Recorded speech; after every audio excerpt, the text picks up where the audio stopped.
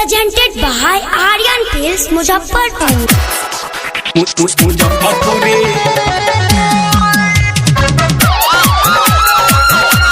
आप सुन रहे हैं डीजे आर्यन की शानदार प्रस्तुति। चितपट कर तारू के हुसैन डर तारू आए हाय चितपट कर तारू के हुसैन डर तारू चितपट कर तारू के हुसैन डर तारू मार चढ़ा के जहिया हो पर मुजफ्फरपुर रे फर हो जइबू मुजफ्फरपुर रे फर हो जइबू चितपट कर तारू के हुसैन डर तारू के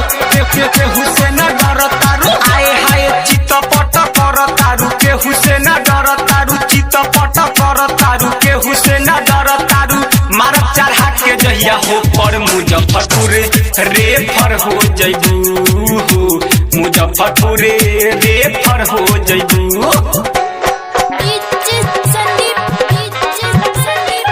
Presented by Aryan Films Muzaffarpur।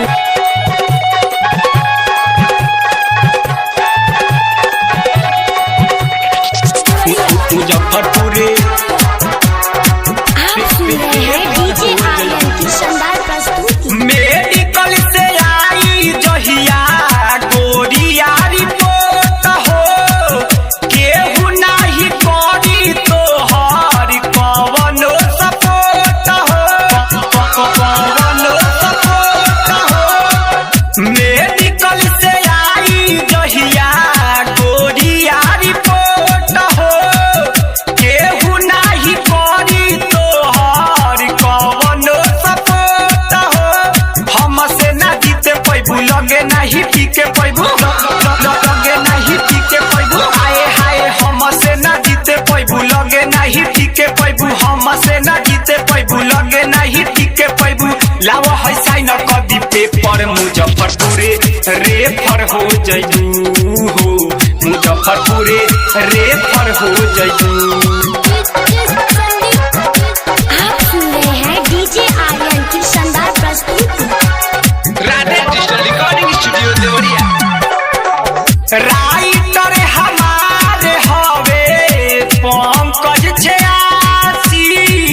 एक बार देली तो देखाई दी काशी देखाई दी काशी राइटर हमारे हवे पंकज छयासी एक बार देली तो देखाई दी काशी डीजे संदीप संगे सुनील सने ही देखे